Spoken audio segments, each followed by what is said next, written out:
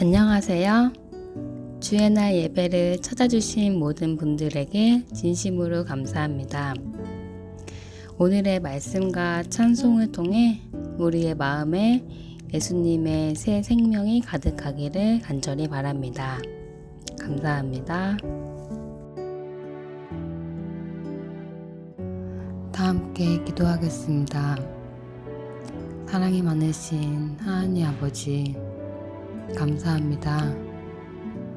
주께서는 항상 저희를 향해 희망의 말씀과 또 소망을 주시는 말씀과 구원하시려는 계획을 알려주시니 저희를 향한 주의 선하심과 그 사랑의 은혜에 큰 감사를 드립니다.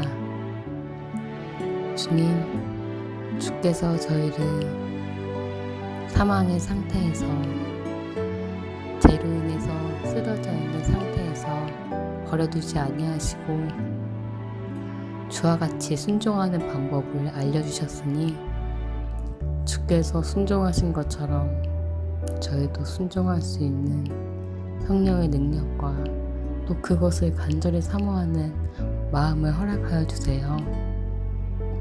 오늘 말씀을 통하여서 저희가 어찌하면 죄로부터 자유로운 복음의 사람이 될 수 있을지 가르쳐 주시기를 바라며 사랑 많으신 예수 그리스도 이름으로 간절히 기도합니다.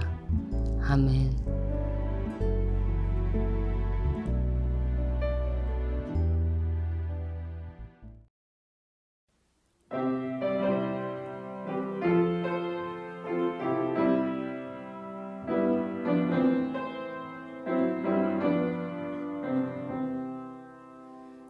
하늘 가는 밝은 길이 내 앞에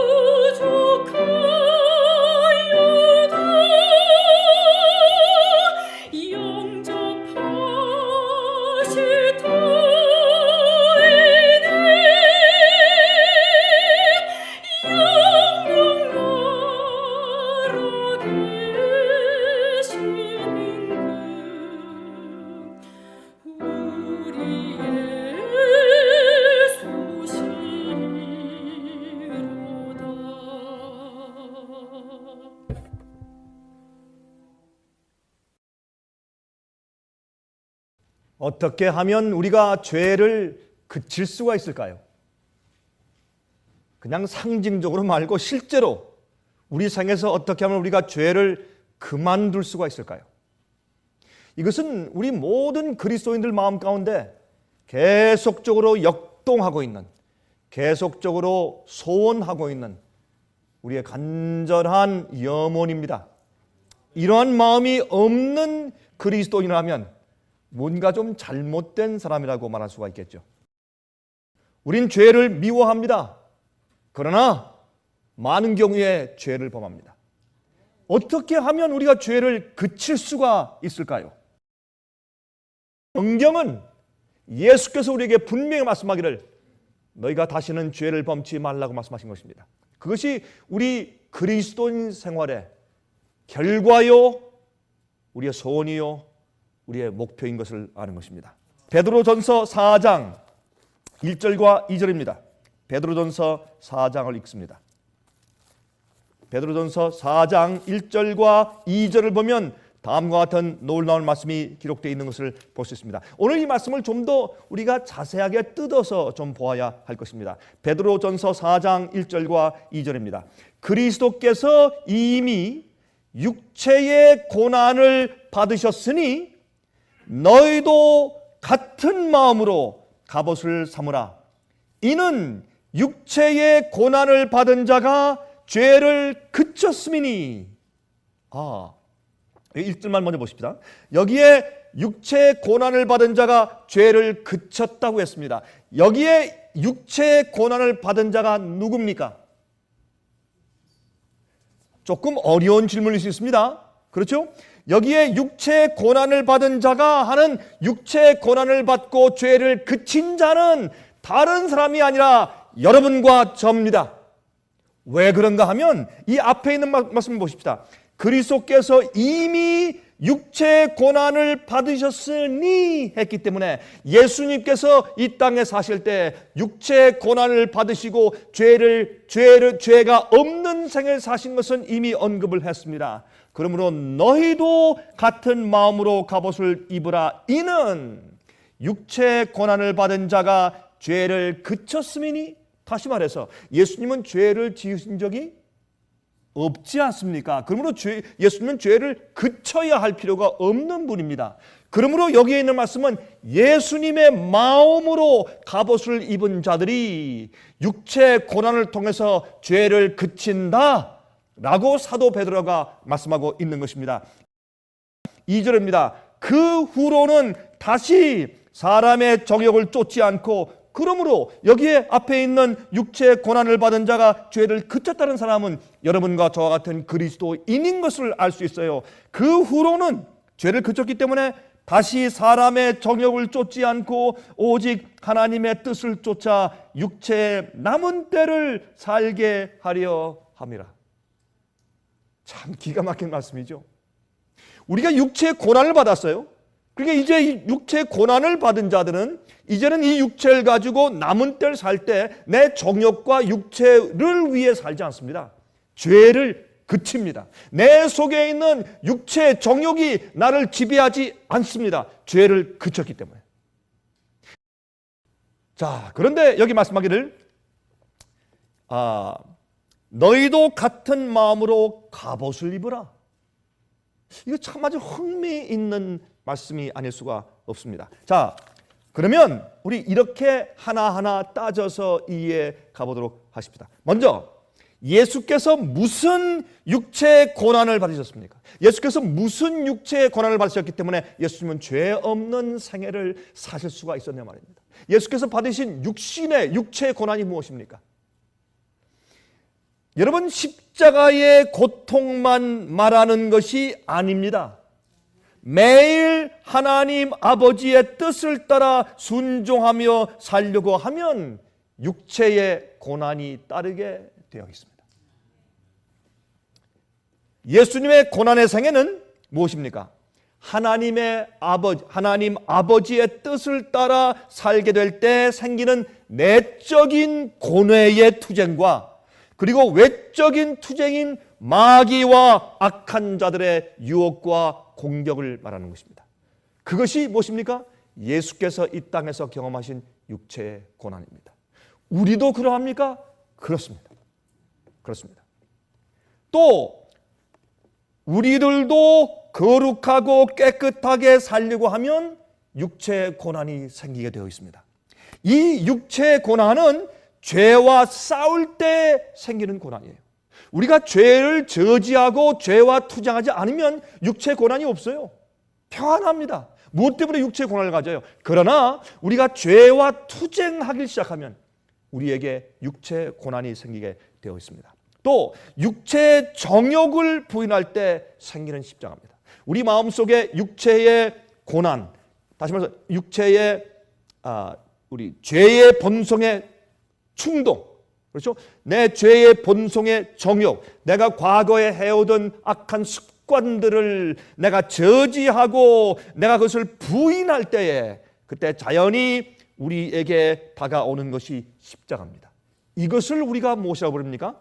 사도 베드로가 말씀한 것처럼 육체의 고난이다 라고 부릅니다. 성경을 말씀하기를 예수님도 육체의 고난을 통해서 온전히 되었다, 순종을 배우셨다. 그런데 왜 사람들이 이상한 그런 구원론을 가지고 믿고 있느냐 말입니다. 앞뒤가 맞지 않습니다. 그래서 이렇게 말씀했습니다. 그가 아들이시라도 받으신 고난으로 순종함을 배워서 온전하게 되었은즉 자기를 순종하는 모든 자에게 영원한 구원의 근원이 되시고, 영원한 구원의 근원이 되시고, 이것이 우리 구원의 경험이다. 그렇게 말씀을 하는 것을 보는 것입니다. 여러분 히브리 12장에 말씀하기를 죄와 싸우되 너희가 피 흘리기까지는 하지 아니하였다 그랬어요. 그러면 우리가 구원받는 매일의 경험에서 무엇이 있습니까? 죄와 투쟁하고 죄와 싸우되 피 흘리기까지 싸우는 육체 고난이 있다는 것을 우리가 이해해야 할 것입니다. 예수님은 죄가 없는 분이었습니다. 죄를 짓지 않으셨습니다. 그러나 성경은 예수님께서 일생 동안 육체의 고난을 당하셨다라고 말합니다.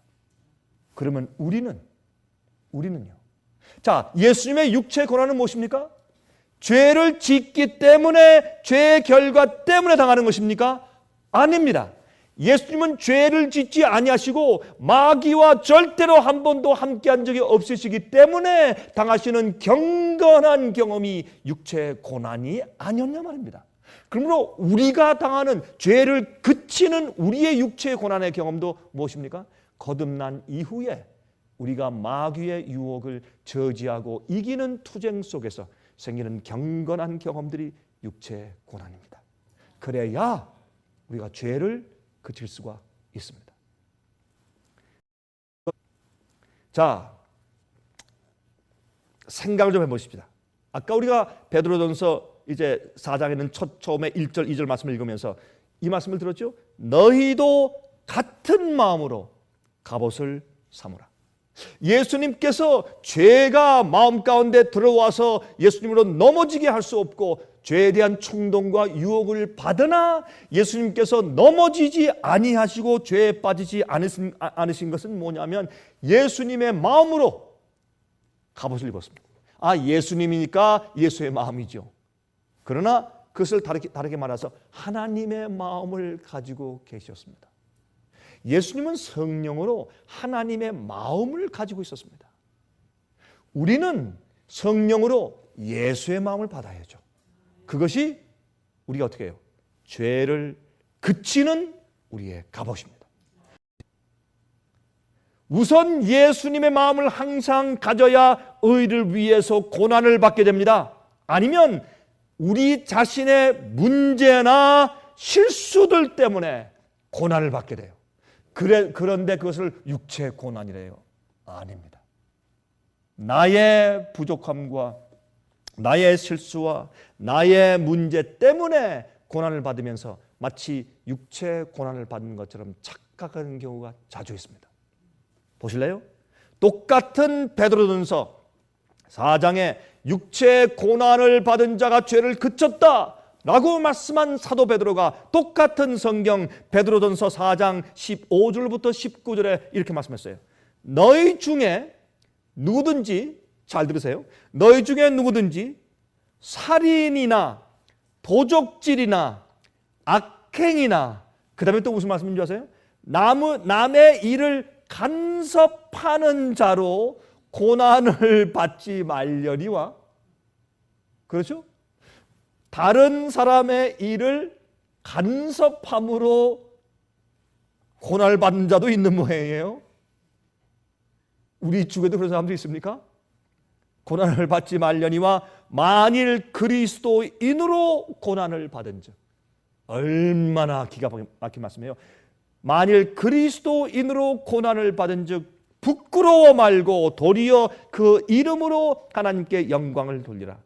하나님 집에서 심판을 시작할 때가 되었나니 만일 우리에게 먼저 하면 하나님의 복음을 순종치 아니하는 자들의 그 마지막이 어떠하며 또 의인이 겨우 구원을 얻으면 경건치 아니한 자와 죄인이 어디서리요? 그러므로 하나님의 뜻대로 고난을 받는 자들은, 여기 나와 있잖아요.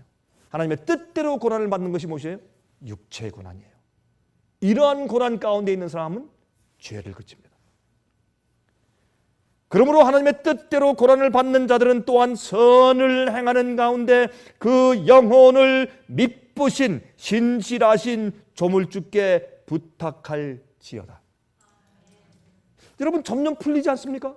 지금 사도 바울이 왜 이런 얘기를 했는지, 어떠한 자가 죄를 그칠 수 있는지에 대해서 지금 설명을 해나가고 있지 않습니까?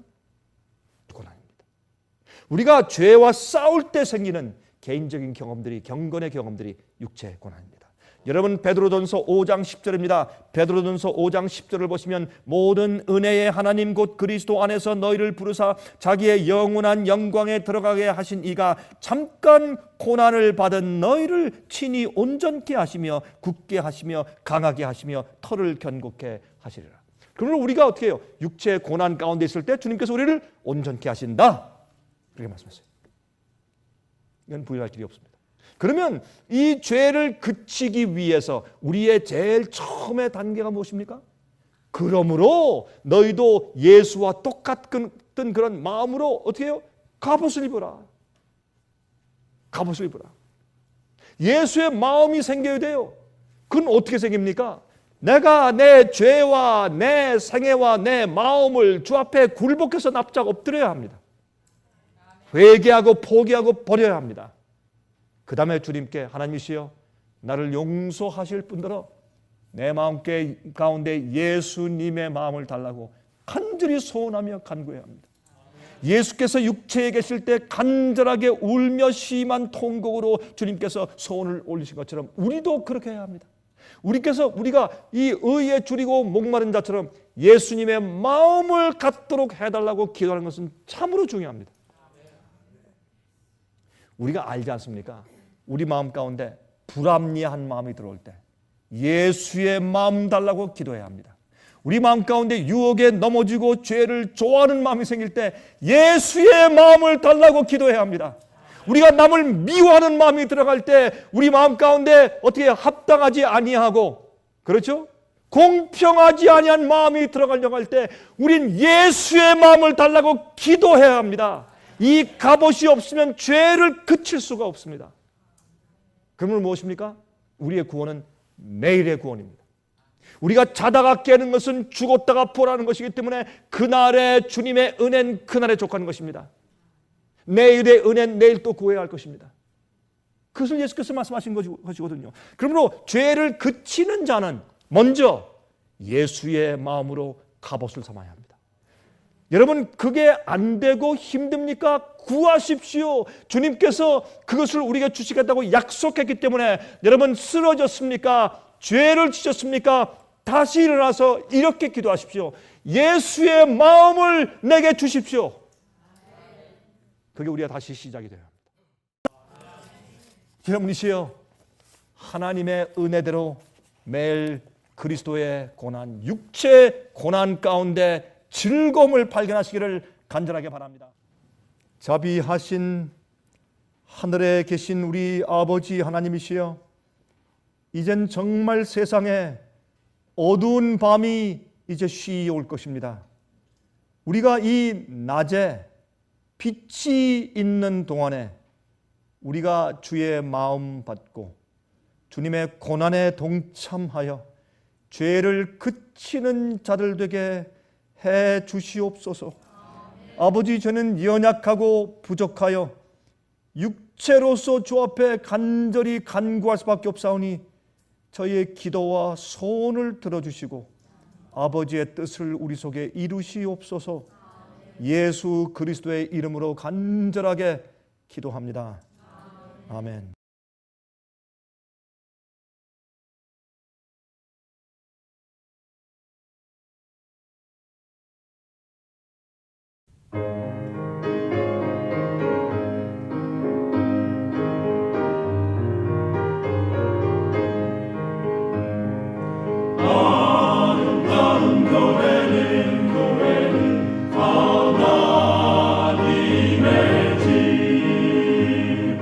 진 위에 기둥 같아